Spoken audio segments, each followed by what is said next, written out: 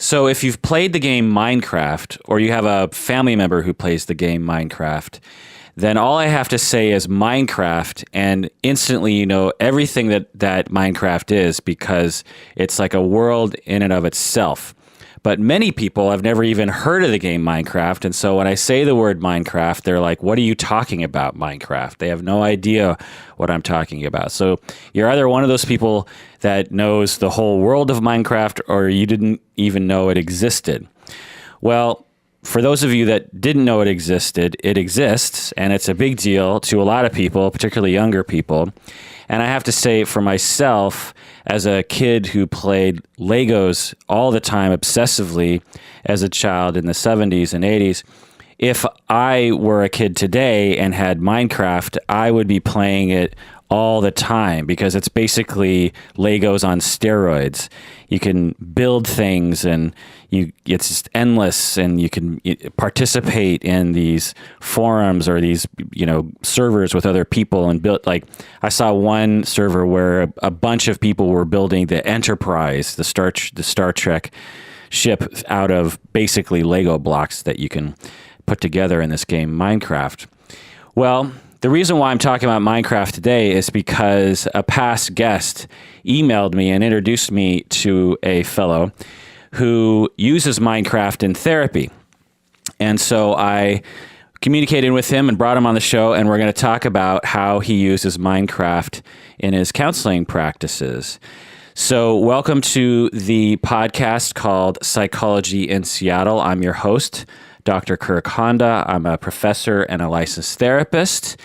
Welcome to the show, Johnny. Thank you very much. So tell us a little bit about yourself. I work primarily with kids with autism. Because of that, very drawn to games in the gaming world and the internet world. And you're a student at Antioch? I am, yes. And you're MHC student? CMHC. CMHC student? Yeah.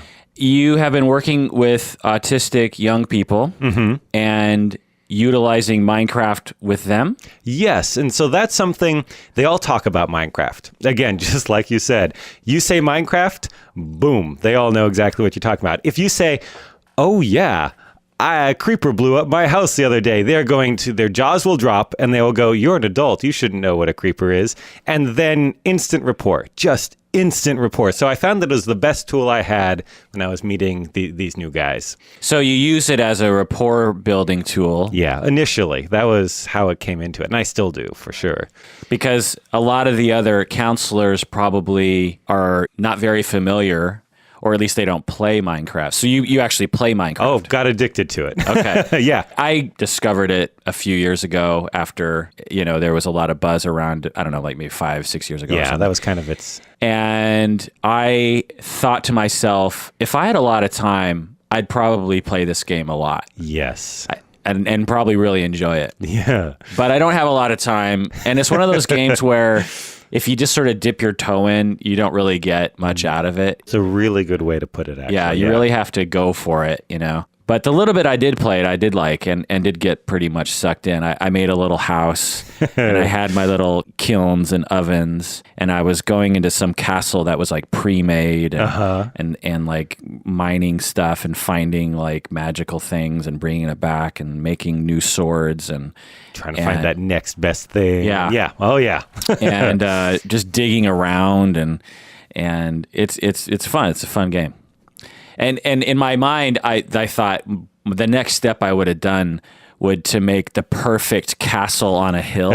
In my head, I just had this vision of like a waterfall and a long staircase and then a castle that's just like precariously perched upon this mountain, and then I would have a huge throne chamber and like lots of parapets, all the nerd stuff that I wished I had as a kid. Absolutely. And that's what's amazing about, this is just what blows me away. It is in every essence a sandbox game, and it is everything that you ever wanted to do with Legos. Create your entire world. It's first person, so you get immersed in it. There's two different modes. There's a creative mode and an adventure mode. And so in adventure mode, you are trying to build a house before nighttime comes because the bad guys come out at nighttime, and you're trying to, find the better ore to get your swords better so you can go and get better things. And creative mode, you just have all of these different blocks. They're the different painting pieces, I guess, the different Lego pieces. And you have unlimited of them, and you can build whatever you want. Just these huge things. So in survival, you have to mine all of your blocks and work and get them. And in creative, you just go for it. It generates you a world, and then it's a blank canvas. Are the zombies easy to defend against? Because I found it fairly easy to figure out a way to survive the night. Do they get harder or something? Yes. So the game has gone through many iterations and things, and mostly the AI has gotten a lot better. So it is easy to survive the night. You just build yourself a little cave and close it up, and they can't get you. But really, the danger comes when you start exploring. And so while you're trying to get yourself safe at night, it's really boring to sit in a cave all night long waiting for something to do. So the goal curiosity kills the player. Absolutely. And it's a classic role-playing where there's always something more to go explore. And it's procedurally generated, which means you basically have an unlimited world to explore. You can go as far as you want, and it keeps on generating new world for you to explore and Interesting. see. So how else do you use Minecraft with your autistic youth? So I started doing Minecraft and talking to all of them, and they started talking about these YouTubers that they follow. Mindcrack and various Captain Sparkles and these. So I started watching them and got addicted to that. It's a very interesting style of YouTube where you are watching people talk while they're playing the game. And what's interesting about Minecraft is that it's kind of like watching an art program and a game program at the same time. And there's a group of them. Like Dave Ross, the modern Dave Ross. That's a great example, actually, with happy little trees all over the place. But there's a community of them, all get on the same server, build these gigantic things together. And it was just fun to watch that. So then I had the language. I started talking about YouTubers, and the guys were even more. And I say guys because pretty much everybody I work with is a guy right now and pretty much has been. But it certainly is cross-gender, the game and the interest. So then I started saying, this is really amazing. People know this. And so I want to make my own YouTube video. So I started playing it and using it to describe social situations, basic little things. And that quickly transformed into many, I don't want to call them lessons, but concepts that I explore. And so I created Mindless Minecraft, and I have the character Johnny Knowing, and he's my little Minecraft guy, and he runs around. And in the Mindless Minecraft series, we take questions from that people send in, or just a topic that some of the people I've been working on have been struggling with. And then I'll explain it through the language of Minecraft. And what I mean by that is there's a whole bunch of stuff that you just get to know when you play it. There's a creature called angry pigmen, or zombie pigmen. And they're these passive little guys that walk around unless you hit them. And then they all become angry and swarm you, and you're pretty much toast. So I use these guys to describe anger, where you're doing fine, then all of a sudden somebody presses that button, and your whole brain gets taken over with angry pigmen, and you scream, you yell, you throw something, you break. And that's because somebody hit the angry pigment of your brain. So we need to figure out what it is that's hitting those angry pigmen and see if we can build a castle up there, or see if we can build a wall up there. And so really, that's what the language of Minecraft that really only these kids get. Yeah. Interesting. So there's so many metaphors. There's good against evil. There's walls. There's resources. There's gathering your tools to go out and survive. Yeah. So I'm guessing you have a lot of metaphoric possibilities. All sorts of things. I made a brain in Minecraft. It's become my symbol.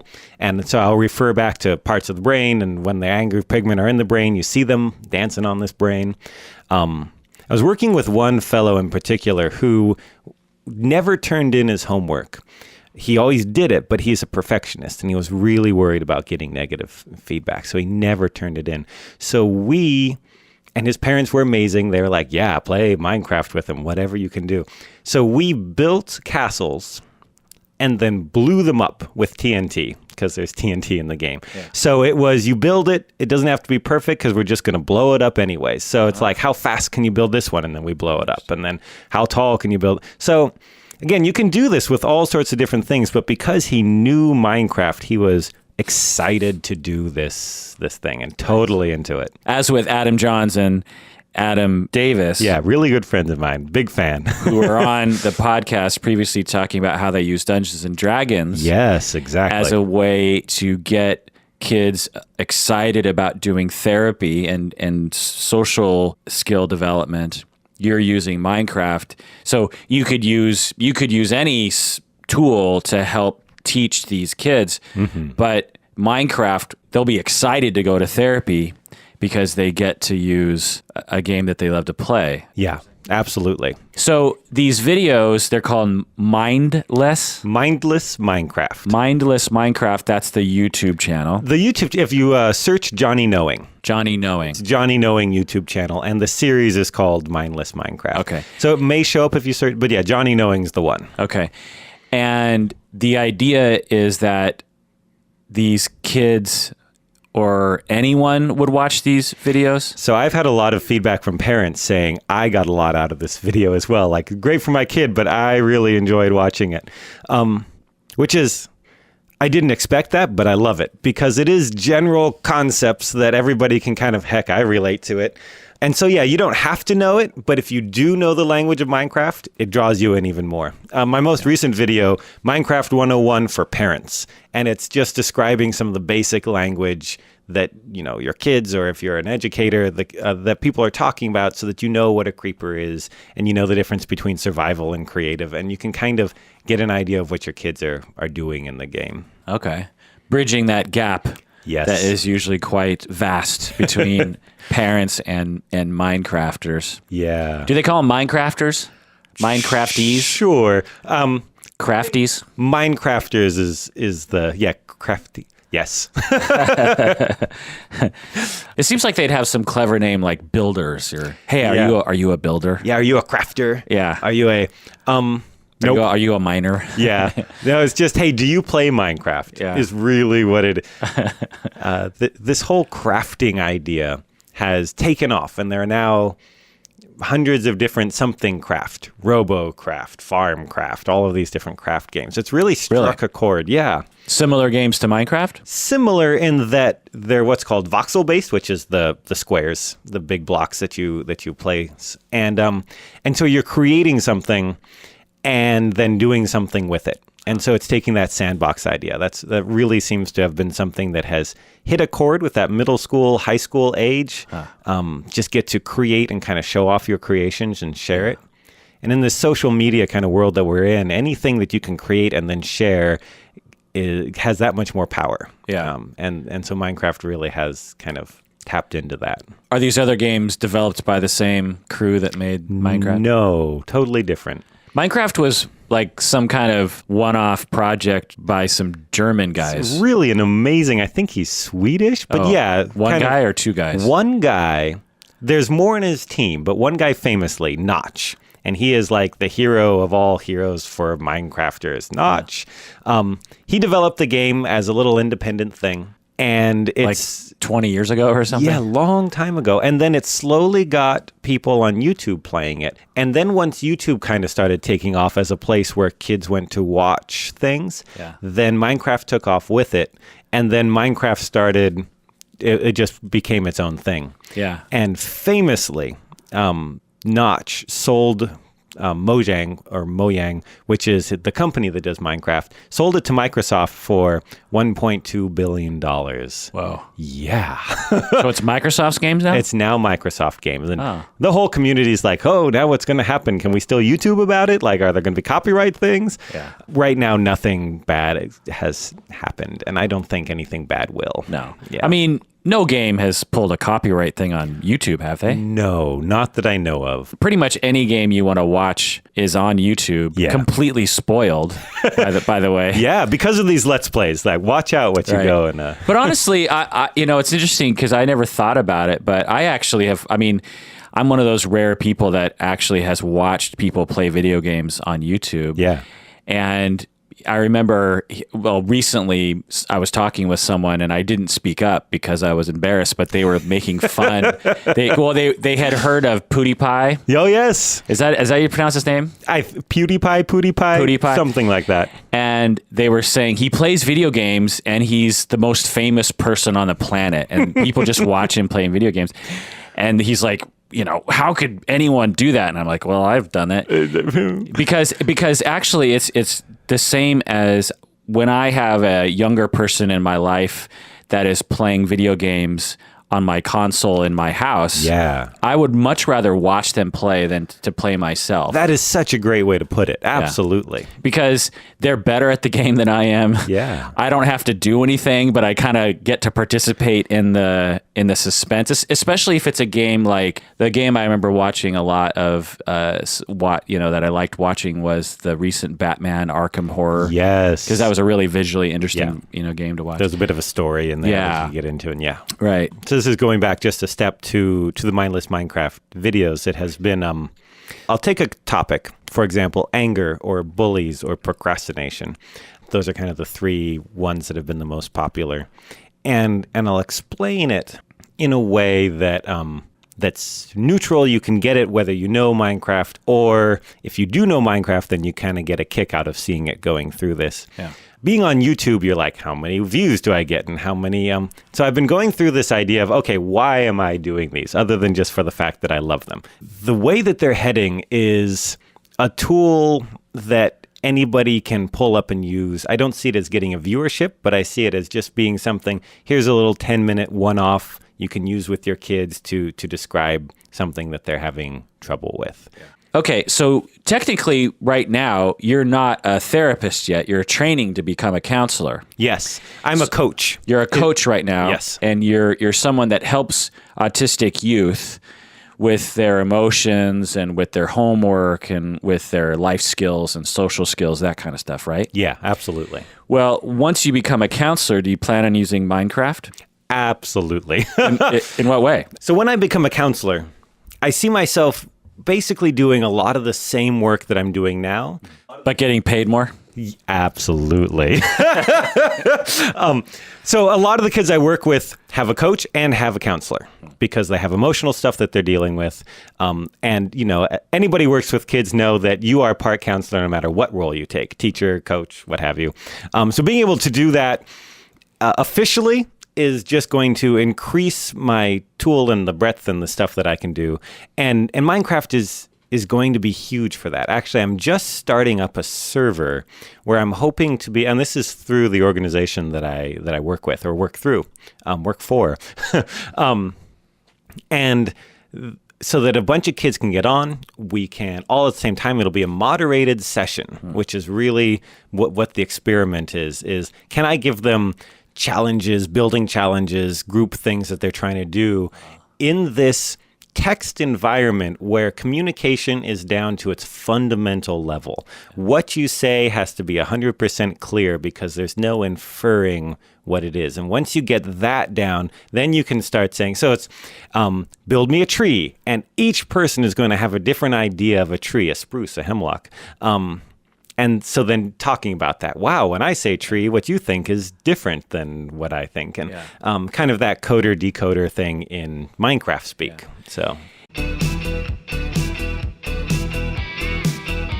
Yeah, I see this as a tremendous thing that you could offer people. Let me just sort of vamp on the vision that you just put into my head. Please. I see parents watching their kids playing Minecraft on servers or by themselves and just going, man, they're just wasting their time. Yeah.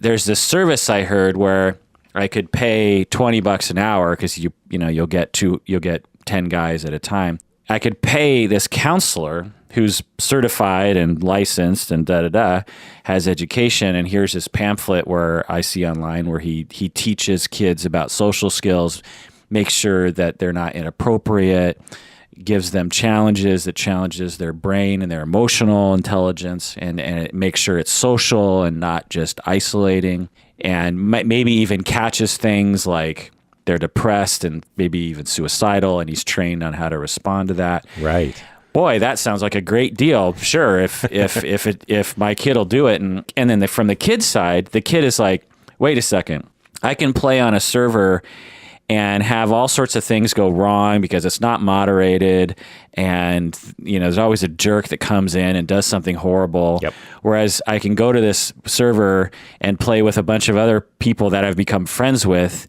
and there's basically like a hall monitor, an RA that is there can give us challenges, and it's fun and make sure that we're not too frustrated, makes the challenges probably just the right amount of challenge for me. And I feel this great sense of success. And this isn't therapy. Meanwhile, the parents and you are going, yes, it is therapy. Yes, it is. Yeah. and I just see you, just doing all sorts of wonderful work there. That is absolutely. I love your vamp. Thank you. That was brilliant. And that's it exactly. And the big key, the thing that I really want to keep in the back of my mind, and if anyone else, jumps in with this, I can see it getting something more than just one person doing, is there's so many games that people have tried to turn into educational things or therapy things, and it just falls flat 'cause it loses that. It then has a purpose. It's not just I am being creative in my own world and coming up with all of my stuff. So that's really my own challenge. Something that I'm wanting to figure out and develop more is how do I let them be 100% creative and take ownership of it and still work in these therapeutic goals. And the Mindless Minecraft series, I feel like is doing that well. It is a fun, if I do say so myself, funny series to watch. You can enjoy it, but it's still talking about certain fun things. And so, yeah, that is the next step. That's what I'm trying to figure out. And then, if I can figure it out, I want to try and teach it.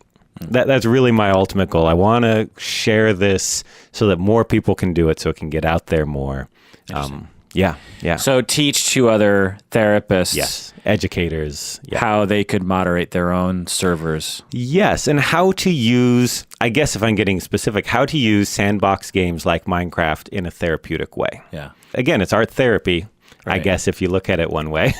Yeah. Or play therapy is the thing that I group play therapy, or it could be used in that way, honestly, or the way that people use things like Dungeons and Dragons to teach social skills. But yeah, I could absolutely see it being used as play therapy in that if you knew someone's clinical background, say they were traumatized, and you set a goal with the client to process some of that trauma, and you did that through the play of the game, then I could see that being very similar to play therapy. Because, with children, sometimes you don't directly talk about things because a lot of children aren't direct talkers yet. And so you might use a game like Legos, or a game like Puppets, or a game like baseball or something. And through the game, you are able as a therapist to use the language of the game, but it symbolizes the real life experiences, like I could imagine in Minecraft, they are playing with some other people, or maybe they're playing by themselves, and the zombies are coming, and they're trying to beat them back. And through the game, they're able to vanquish. They're able to win, and this is therapeutic to them because in their life they were made to feel powerless and unable to defend themselves and unable to fight back the abuser. And through the game, they therapeutically are able to gain power and safety. Does that make sense? Yeah, absolutely. It's, again, because it's such a creative thing, there's so many different ways to take it. And it kind of boggles my mind even to think about it. I'm distracted by his cat. They're both freaks. Yeah.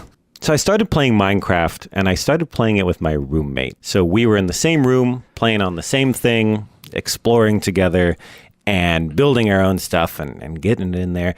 And when you start to play, you realize some people, personality differences come out.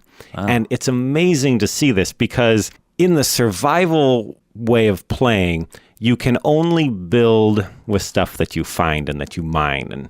And you have to share, maybe. And you have to share. And there's no locks. If I find diamonds, which are amazing, and make a diamond sword, and I stick it in my chest, he can go open up that chest and use it. And so on public servers, you have this thing called griefing. And griefing is when people come in and just cause destruction for real. I like things to look nice. I will put some design into my function. My roommate is 100% function. And so our play styles were a little different. He would just make a wall to protect us, and I would want to put windows and a door in the wall so that I had something nice to look at. And that's something that comes out when you're playing with other people is little personality differences that in the game don't make that much of a difference, but you can translate out into the world and you can say, you know how when the teacher wants you to show your work, but you already know the answer? So you are a function guy who just wants to build a wall. Your teacher likes to see the process of the wall and wants some windows in there. Yeah, something along those lines. Yeah. So you're going to talk about griefing? Yes, griefing. So in the internet world, in the Minecraft world, there are three different kind of... By the way, is griefing only for Minecraft, or is that... It's for other games too, right? It's for other games. It has become a thing unto itself in Minecraft.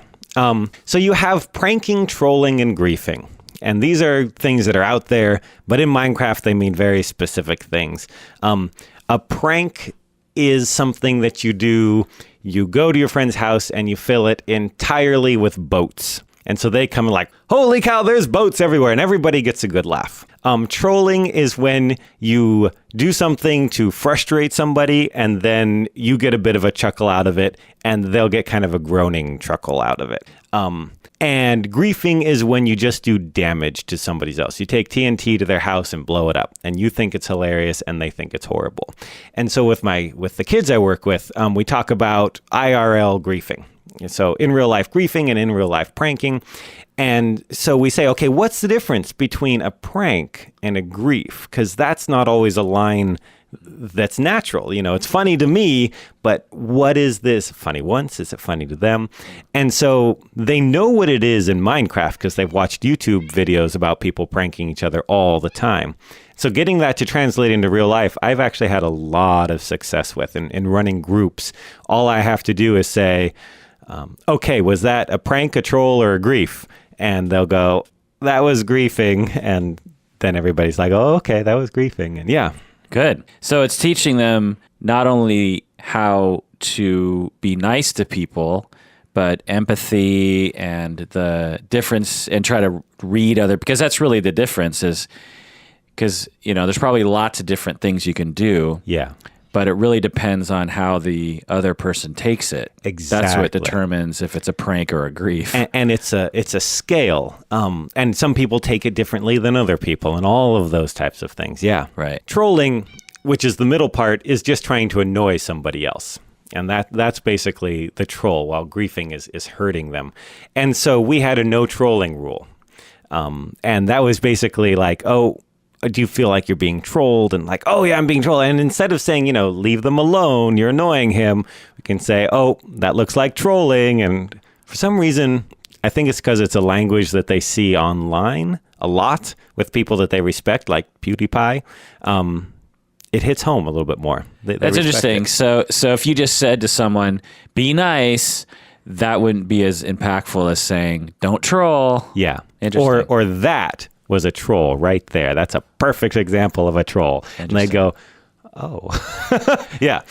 As a side note related to that, I, on YouTube, you know, occasionally get trolls. Yeah. For me. Oh, with the podcast. And when it's just flagrant trolling, I just ignore it because it's so over the top. Yeah. But there was this one guy that was calling me a mangina. That's like a word out there in the internet right now for anyone for any man that's a feminist. Oh, interesting. Basically, it's calling a man like a pussy, I guess, or a wuss or something. Thick skin to be a YouTuber, you know. Yeah, right.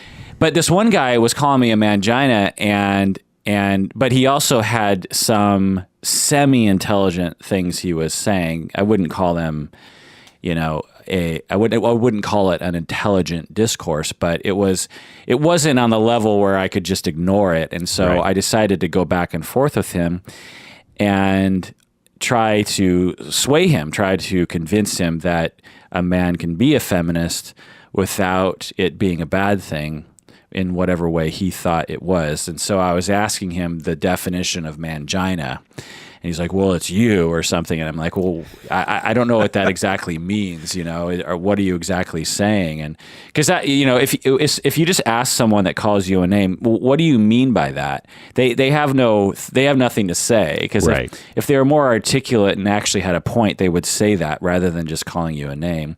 And so if the word has no meaning, then I'm not going to take any meaning from it. But anyway, at a certain point, I said that he was a troll, that he was trolling me. And he's like, and then he responded in saying, I'm not trolling you. That's ridiculous. And so I looked up the definition of troll on Urban Dictionary and read it back to him. And he said, well, okay, I guess according to that, I'm trolling. Because it was something like someone who purposely tries to hurt someone on the internet. Yeah, or get a reaction out of someone or something like that. Right, for no reason other than just to do that. Yeah. And he's like, okay, well, maybe I did a little bit. And I felt a little satisfied. You win, which is rare on the internet and comments. Well, I wouldn't call my situation with him winning, because in the end, he was still quite convinced I was a mangina. Yeah. But it was a tiny victory in a lost overall battle. But anyway, that's just my little side note about trolling. Do you ever get trolled? So the site is small enough at the moment. I think that I have 8 subscribers. Yeah. And I think all but one are family. And it's because I have like 6, 7 episodes up there. But I haven't really done anything to try to get them out. Yeah. Well, it's just a matter of time. I mean, that's the thing. When the podcast started out, as I was telling you earlier, 7 years ago, yeah, it was the same thing. I would anxiously watch the views on YouTube, and I would say, oh, it went from 3 to 4. Yes, I bet you my mom watched it. You know what I mean? It was just like the chance that a random person watched it was pretty slim, because in the beginning, no one knows about you, and so they don't know to click on you. Right. You just have to keep going, and it sounds like you plan on doing that.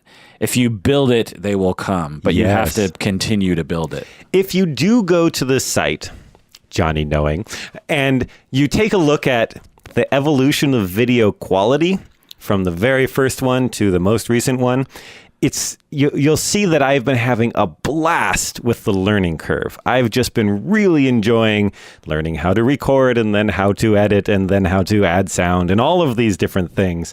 So it really is in that hobby side of it. Yeah.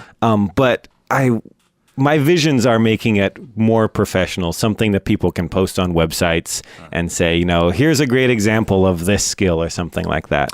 Well, what PewDiePie does is he has all these graphics and words and stuff. Are you going to do that? So not over the top, but little bits here and there. I've just started. My new introduction is a thing of beauty. Like, you'll see the first one that I do, which is just me looking at something in the game and then putting some music over it. I think I had a Microsoft video creator like text that showed up.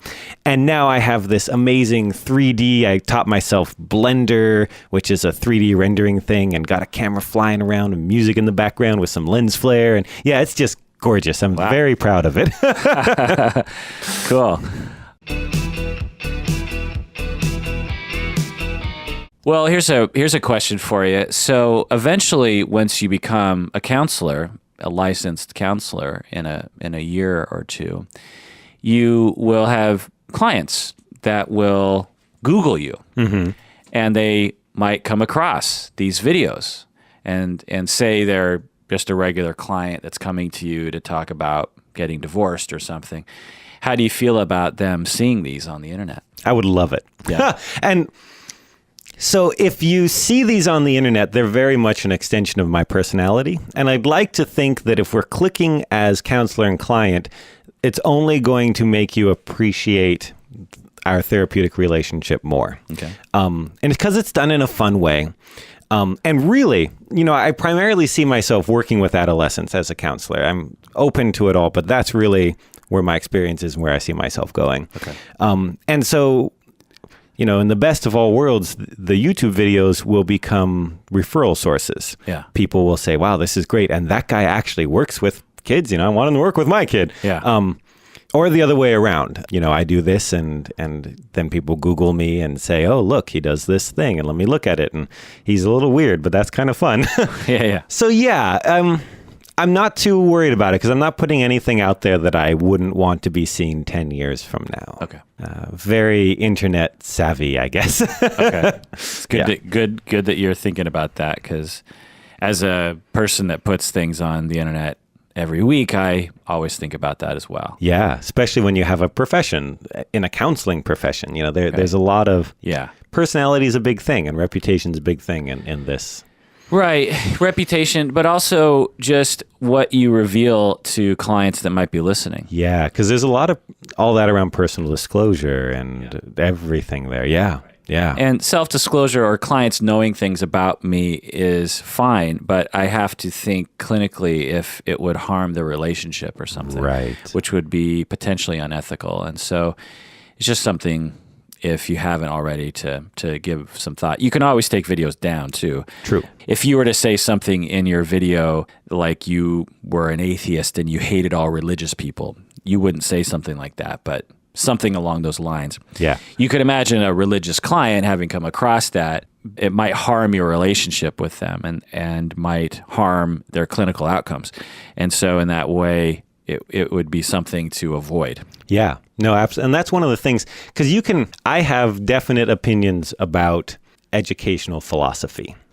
The role of the working relationship between student and teacher. And I leave that out of my videos because it is not, while I am personally, I guess you could call me anti-Common Core, I like more individualized instruction. I'm certainly not going to say that in my YouTube videos. Apparently I'll say that on a podcast though, and that can get out there. But that's not one of those things that... No, it's not controversial in any way. Yeah. But I'm also just a really easygoing, non-controversial guy. So what are you going to do? Right. It's interesting when you think about this, the gaming sports. I forget what they call them. There's a term for it. Here's the cutting edge. YouTube is big. The next is Twitch. Twitch is a live streaming site, and people stream games over it. And the League of Legends World Championship is streamed over Twitch, and that's getting huge amounts of viewers. So that's live streaming? It's live streaming. Yeah, I've heard about Twitch. Yeah.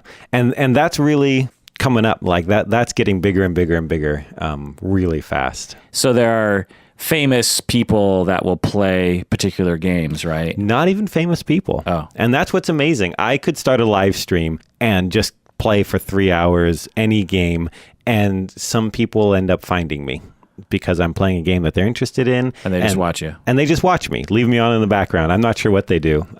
But a lot of these famous YouTubers do live streams, and they get thousands of people watching them at the same time. And you can chat with them, so it's more of an interactive thing. Oh. But then you get people playing the StarCraft 2 World Championship, and that's streamed, and everybody can tune in to watch that.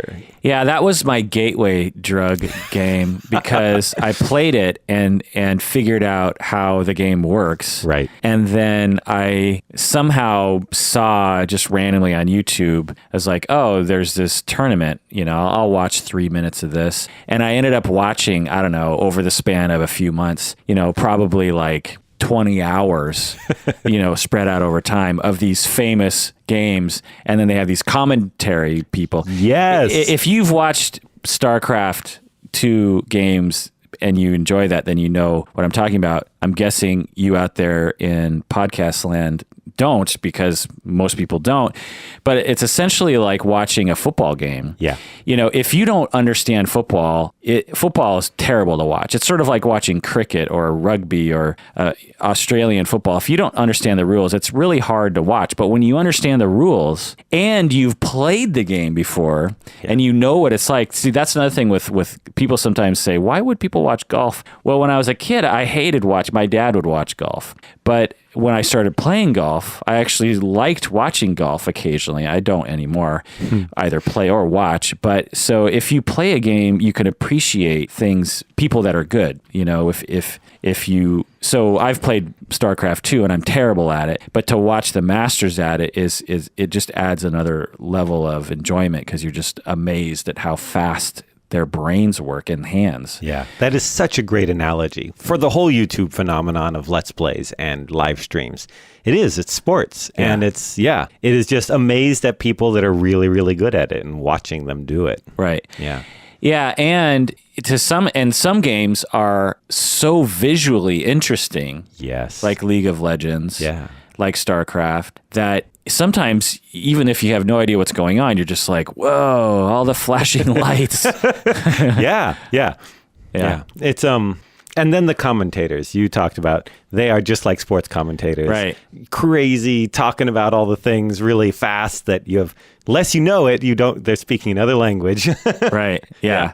And these commentators are famous and super funny and know their stuff. And yeah. And a lot of the people that play too, if like yourself, if their personalities come through as well. So. And that's really what you end up watching, is less for the game. If you become an avid watcher, and more for the personalities. Yeah. Like there are ones that you follow, you like how they talk and the things they do and stuff like that. Yeah.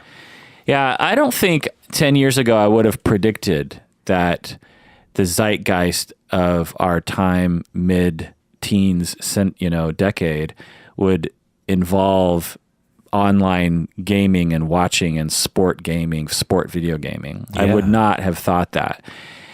But it seems to be just on the cusp of it already is huge in Korea and other places. Like that's a classic example. Right. But it seems like to be just on the cusp in the States to become mainstream. Maybe like 10 years from now, it'll be like really mainstream. And because there are no gatekeepers anymore in that way. So it is not Fox choosing to air this game.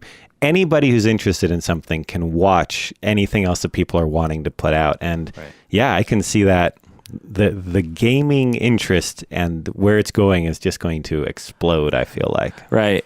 Like imagine if PewDiePie played someone else that's just as famous as PewDiePie on Saturday night at 7:00 and they had, famous comedians sitting next to them, and it was, whoever wins gets $1 million.